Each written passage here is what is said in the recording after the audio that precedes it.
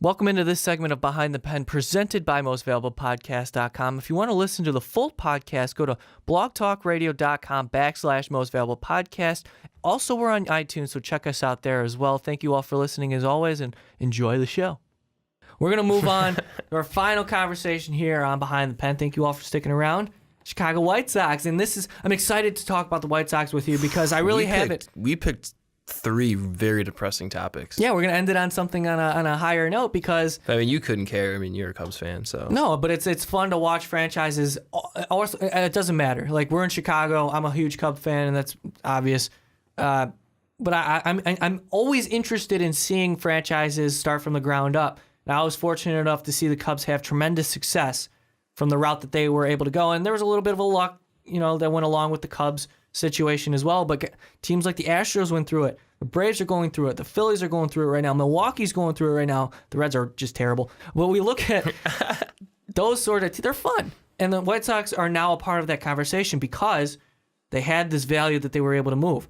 Sale to Boston for Yoan Moncada, Michael Kopech, who throws 105, which is nuts, projected to be a starter. Luis Alexander Basabe, excited about him a lot. I like him a lot. And Victor Diaz. You move on from that trade. The next day, Adam Eaton's moved to Washington for Lucas Giolito, third overall prospect in baseball. By the way, Moncada won. Then you had Dane Dunning, another starter. Ronaldo Lopez with some Major League experience already, another starter. So the White Sox just, with two moves, totally revitalized their farm system. I talked about this a little bit, but I wanted to bring this up to you because I haven't really gotten a chance to kind of go through it with you. And you're the big White Sox fan here. How do you feel about the direction of the team moving forward? Well, I mean, finally this happened. It took a while. I mean, it definitely took a lot to swallow their pride and finally just trade these guys. But they've only traded two guys. Traded two players, two of the most problematic players on their team. True. The Eaton trade was great. He was a really good player, but anybody who was sad about Drake LaRoche is an idiot and needs to go. So that's fine. A leader. And Eaton's one of those guys I think a lot of people are annoyed with in the clubhouse. Because he definitely seems like the Nick Swisher annoying type. Who never shuts up. Yes. That's the grindy guy. That's a good point. Yeah, it takes pride in running into walls and stuff, even though he makes stupid decisions in the outfield, which the Washington Nationals are going to have to make a decision. Were they going to put him in center or right field? He's obviously better in right. They're going to put him in center, and he loses all his value when that happens. Sure. So, White Sox trading Eaton with his high value at its highest. I couldn't believe they were able to acquire Giolito, this package... I'm not surprised. Well, I'm just saying this because the package that they got in return besides Robles was pretty much similar to what they wanted for Sale. Yeah. So they were able to get what they wanted for Sale. But they wanted Trey Turner for Sale, if I can recall. He may have been in conversations. I think the Nationals shut that down, but they had specific guys in the Eaton trade along with involved in the Sale talks. Yeah. But it didn't go through because Rick Hahn, now with Kenny Williams out of his, shoulder, out of the way here, he's able to maneuver what he wants to do. That Sale trade, you got Moncada. How do you feel about Yoan Moncada? And they said that, Hahn said that they project him to be up the middle guy, which means he's going to play second base. No, it's an amazing pickup. But like anybody else, there's still like the cloud of mystery of how exactly good is this guy going to be. You never really know. Especially guys coming from, the Dominican and Cuba. You're not really... If he doesn't become, like a 4 or 5 WAR every year player, then you got robbed. Sale. Suddenly, Boston Red Sox rotation looks like one of the best. Honestly, I don't think it looks that good. Because Sale and Price, okay, that's really good. Price has been a little inconsistent. Porcello could easily take a shit next year and not be that good. Come back to earth. Honestly, Porcello's year, it was not Cy Young worthy. Yeah, you were for Verlander then? He did. Oh yeah, Porcello's WAR was like 8th, if anything, in the American League. It was like 4.6. That's fine. I mean, it's easy to win that many games when you're getting 7.8 runs of offense like every single game. That's very true. He won all those games because of the Red Sox offense. Yeah, the Red Sox rotation behind Sale and Price looks iffy to me because after that it's Stephen Wright, young pitchers. If he's gonna Eduardo Rodriguez is having more knee problems. Yeah, so White Sox I think did what they had to do in moving Sale, and it was hard to take at first, but yeah, they got They got the good return. And you brought proper up return. you brought up the two locker room guys, and then Sale. I mean, Sales just seems like a lunatic. he is kind of crazy. He is kind of crazy, and I would also go crazy if I was as talented as he was playing losing under every single year. playing under the White Sox front office. However, you know, multiple situations where he went nuts on Kenny Williams in front of everyone, called him out during a players' meeting. You can't do that. You can't call out your team president. I know you're frustrated, but my God, that's going to get out into the media. You're going to look like a crazy person. And then he cuts up jerseys, you know, and then he was all pissed off about the Drake LaRoche situation. He was pissed off about Tyler Flowers being traded, his personal catcher. Well, let's just say that Sale better perform in Boston I'm sure he will. if he doesn't want to get mad at people. Well, I think he's in a good situation now at Boston. It's good for him because Boston's obviously going to be relevant in the playoffs. But we're talking We'll White see. Sox. Sale's on a pretty crazy 5-year run as a starter here. And you know what? He looked human last season a little bit. I know he took a lot off of his fastball. He was honestly, still dominant. He still had a really good year last year, like a really, really good year last Well, he's year, still all-star among- year. One of the best pitchers in baseball. There's no denying that.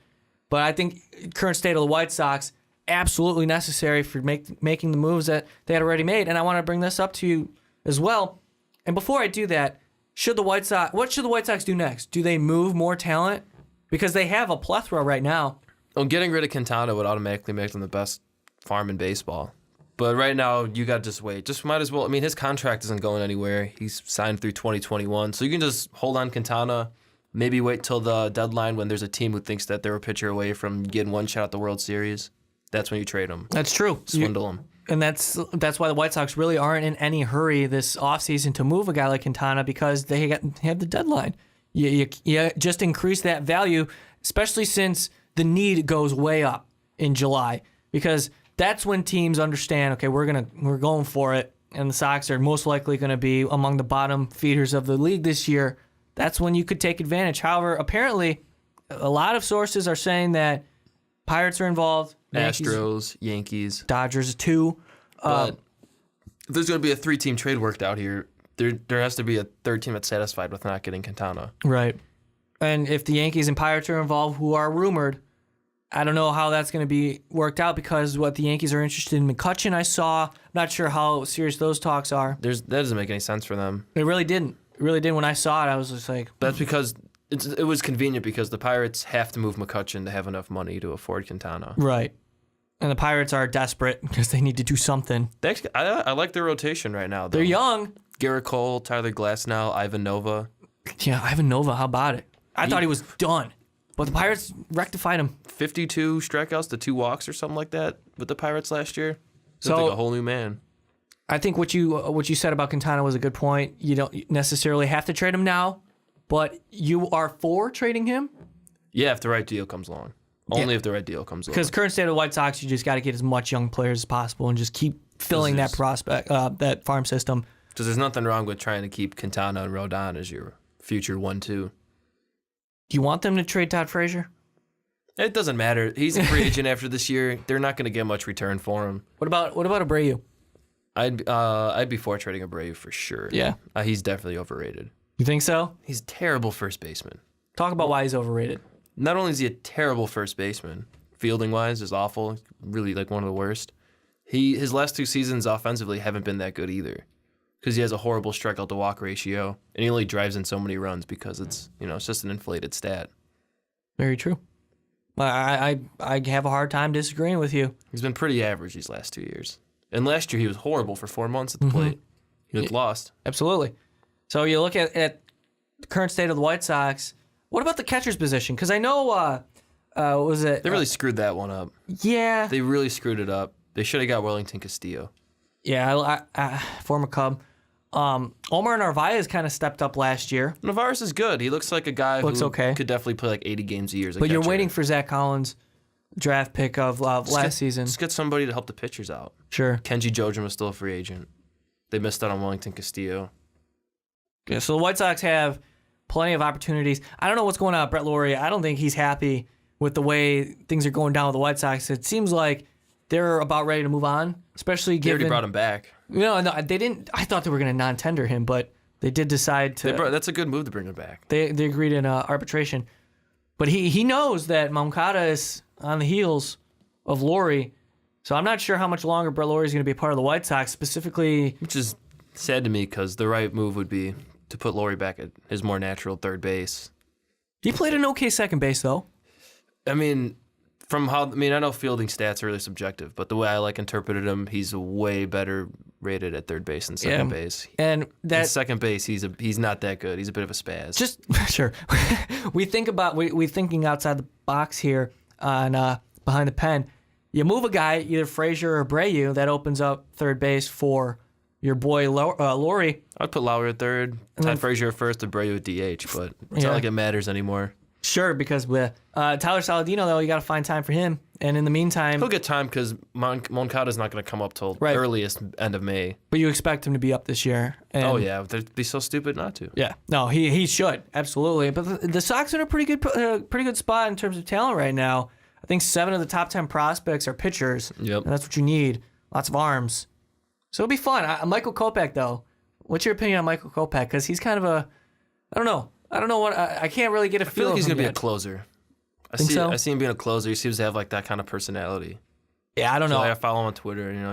He's kind of out there. He's kind of funny. I see him maybe being one of those crazy closer type guys because I feel like if he becomes a starter, his arm's going to fall off. Yeah. When you throw that hard so consistently...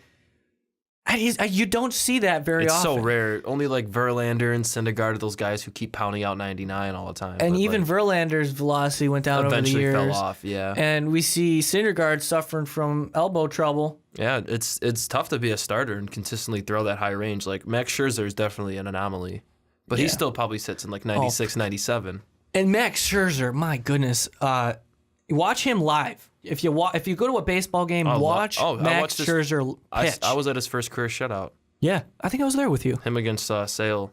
I think we were there together. Yeah, sitting in left field, and I really could admire Scherzer's just his poetry on the mound because the last time I saw Scherzer pitch at U.S. Cellular, now at Guaranteed Rate Field, I sat behind home plate about 15 rows back, and I didn't understand the power of that man's arm. And it was so seamless. He would just, routinely go through his motion. Boom, 94. Boom, 94. Then he'll gear it up, 97. Unbelievable, this guy. And if you're going to look at Michael Kopech, I wanted to bring this up actually. You talked to me about spin rate and velocity in an article you read. Can you just explain that a little bit? Because I thought that was super interesting. Yeah, because going with StatCast, they keep track of spin rate and stuff like launch speed and all that. And they're talking about, the article was about spin rate of four-seam fastballs and pitchers who threw at least 100 of them. Scherzer was in the top 10 for spin rate. And the main conclusion they came to is that they still have a lot to do with research about it. But the main thing is, it's not how much your ball spins, it's what you do with that spin. So if you're throwing above the average spin, usually it means your fastball's a lot of good life on it. It seems like it rises, but it doesn't rise. It just falls slower. And Scherzer has a fastball like that, his four-seamer for sure.